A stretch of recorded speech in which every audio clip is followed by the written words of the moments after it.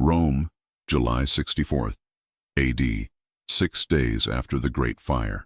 The acrid smell of smoke still hung heavy over the ruins of what had once been the beating heart of the Roman Empire.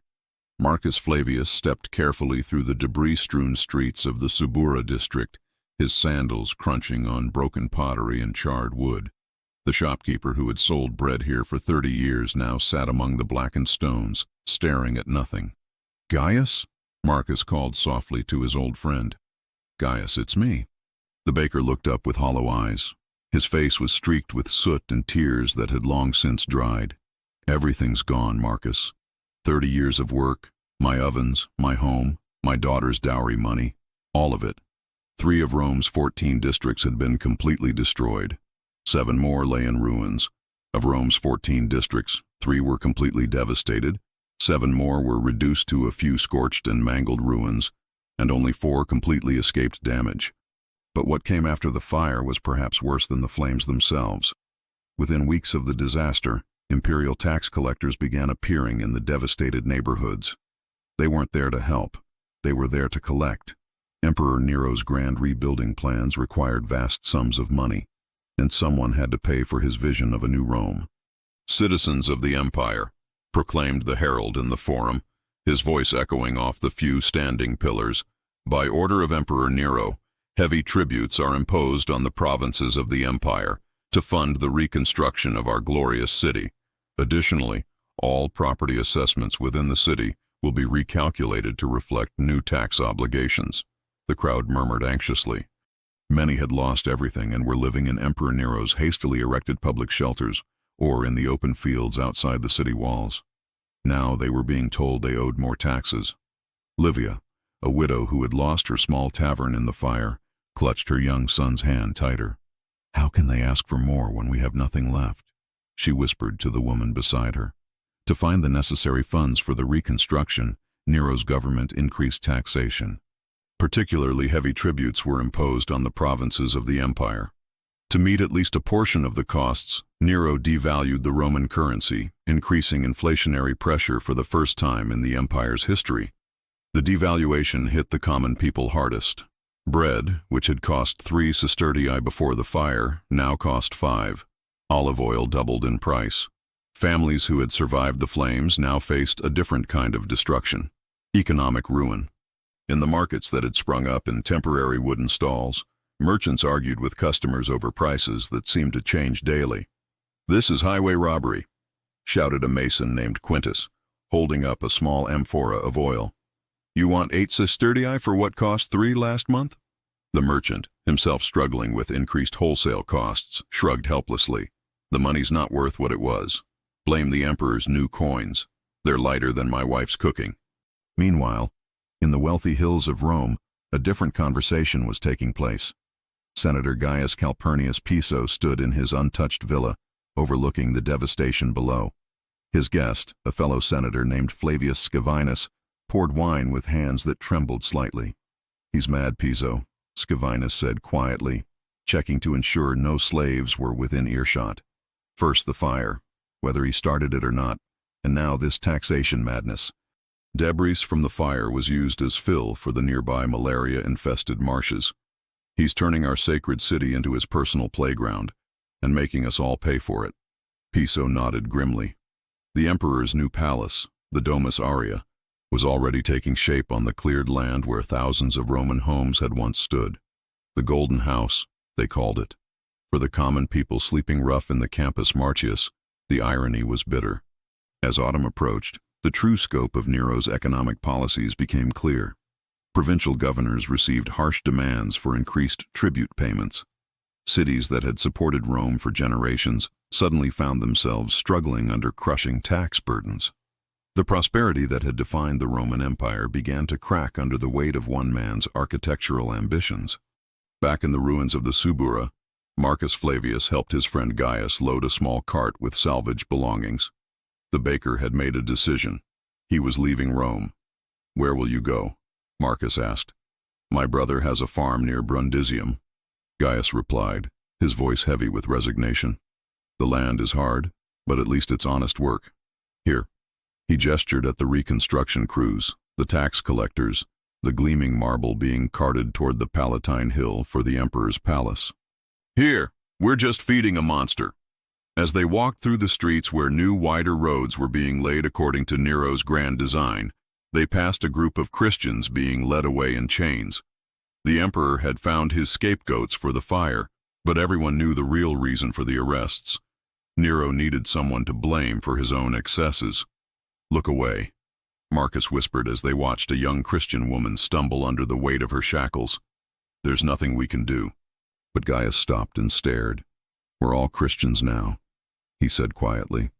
"All of us who dare to question what he's done to our city, to our people. We're all enemies of his new Rome."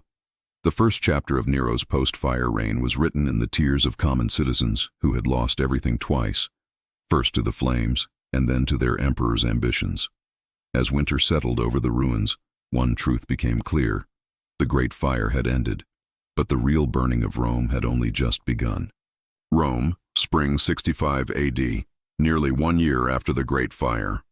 The Senate House, one of the few public buildings in the Forum to survive the fire, felt smaller these days, not because of any structural damage, but because of the fear that seemed to press in from all sides.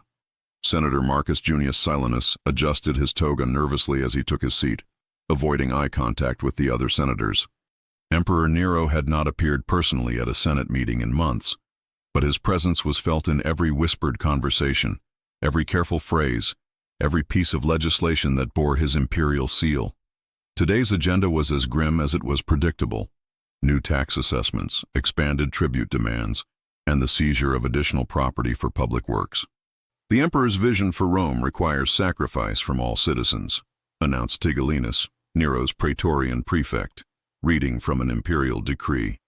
According to Dio Cassius, many were put to death, while many others purchased their lives from Tigellinus for a great price.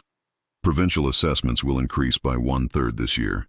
Additionally, certain large landholdings within Italy will be requisitioned for the public good. A murmur ran through the assembled senators. Requisitioned was a polite word for confiscation. They all knew what this meant. Nero was running out of money, and he was coming for Rome's wealthy elite. Senator Lucius Antistius Vetus raised his hand tentatively. "Might I ask which estates are being considered for requisition?" Tigellinus smiled coldly.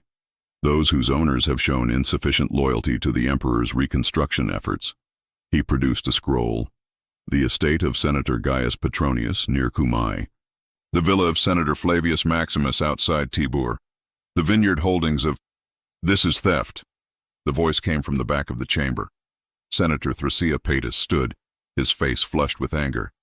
"We are Roman senators, not slaves to be robbed at will." The silence that followed was deafening.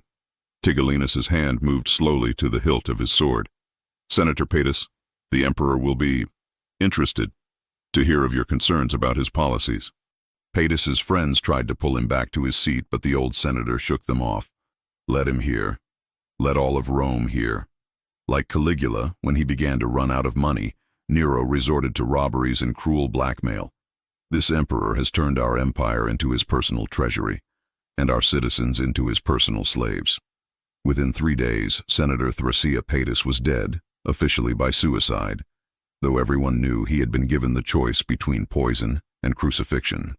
His estate was immediately donated to the imperial treasury for the reconstruction effort. The message was clear. Opposition to Nero's policies was treason, and treason was death. In the provinces, the situation was even more dire. Governor Lucius Clodius Macer in Africa faced an impossible situation. Nero increased taxes and even put to death 6 large landowners in Africa. The emperor's demand for increased tribute had sparked revolts in 3 major cities. When Macer wrote to Rome explaining the difficulties, Nero's response was swift and brutal.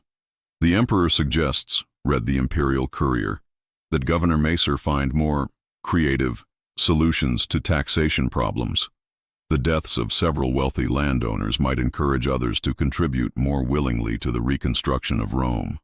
Macer stared at the message in horror. He was being ordered to murder Roman citizens for their wealth, but he also knew that refusing would mean his own death. The governor's hands shook as he signed the death warrants for 6 of Africa's wealthiest men. Their combined estates would provide enough grain and gold to satisfy Nero's demands for another 6 months. Back in Rome, the construction of the Domus Aurea proceeded with breathtaking speed and expense. The palace complex was designed to cover over 100 acres, stretching across 3 of Rome's 7 hills. One of the great building projects in the aftermath of the fire was Nero's new palace complex, known as the Domus Aurea, in an area cleared by the fire. This included lush artificial landscapes and a 30-meter-tall statue of himself, the Colossus of Nero. The architect Severus met with Nero in the palace's unfinished banquet hall, where walls were being covered with sheets of gold leaf. "Caesar," he said carefully, "the artificial lake you've requested will require diverting 2 aqueducts. The cost will be—" "Spare me the details." Nero waved dismissively, admiring his reflection in a gold-trimmed mirror. "Money is no object. If we need more, raise taxes. If the provinces complain, remind them that they serve Rome, not the other way around." "But Caesar, the Senate is already grumbling about the current assessments." Nero's eyes flashed dangerously. "The Senate grumbles because they're old women afraid of progress. Let them grumble. But let them also remember what happened to Thrasea Paetus." As construction continued, Rome's political landscape shifted dramatically. In AD 65, Gaius Calpurnius Piso, a Roman statesman, organized a conspiracy against Nero with the help of Subrius Flavus and Sulpicius Asper, a tribune and a centurion of the Praetorian Guard. The conspiracy was born not just from personal ambition, but from desperation, as Rome's ruling class watched their emperor transform the empire into his personal piggy bank. The conspirators met in secret in Piso's villa, their conversations hidden by the sound of construction from the nearby palace works. "He's bleeding the empire dry," whispered Senator Flavius Scaevinus. "The provincial governors are writing that their cities are on the verge of revolt. The people can't bear any more taxation." Subrius Flavus, a veteran centurion of the Praetorian Guard, nodded grimly. "My men are asking questions. They see the emperor's gold while their pay gets lighter coins. How long before they stop following orders?" But conspiracy in Nero's Rome was a dangerous game. The freedman Milicus discovered the conspiracy and reported it to Nero's secretary Epaphroditus. Within hours, the Praetorian Guard was arresting conspirators throughout the city. The trials that followed were swift and brutal. Under torture, senators who had never even heard of the conspiracy found themselves confessing to treason. Nero used the trials as an opportunity to seize more property. Every condemned conspirator's estate was forfeited to the imperial treasury. Senator Lucius Annaeus Seneca, Nero's former tutor and advisor, received visitors in his villa outside Rome. He knew what was coming. "The emperor has decided that my continued existence is inconvenient," he told his wife Pompeia Paulina with remarkable calm. When the imperial messenger arrived with orders for Seneca's suicide, the old philosopher was ready. "Tell the emperor," Seneca said as he opened his veins in a warm bath, "that his teacher's final lesson is this: no amount of gold can buy a man's soul, and no amount of fear can restore a tyrant's legitimacy." By the end of 65 AD, Nero's political and economic policies had transformed the Roman Empire. Provincial cities staggered under crushing tax burdens. The Senate had been terrorized into submission. The imperial treasury was temporarily flush with confiscated wealth, but the cost was the loyalty of Rome's citizens and the stability of the empire itself.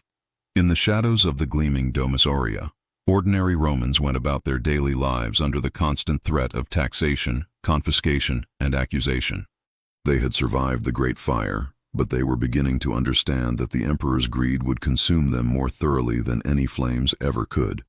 The Golden Palace rose higher each day, a monument to one man's vanity built on the ashes of a great city and the suffering of its people. But in the darkest corners of Rome, whispers began to spread.